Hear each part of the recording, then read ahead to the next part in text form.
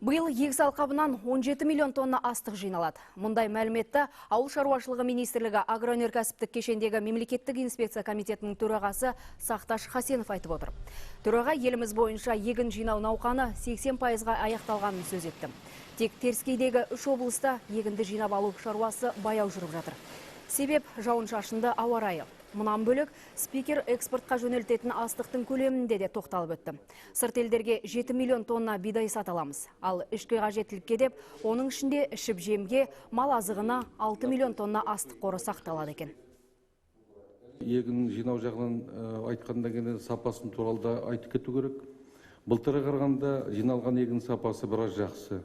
Қазір элеваторларымызда 1700 тонна тапсырған егін 85-90% үшінші классқа енді келіп тұр.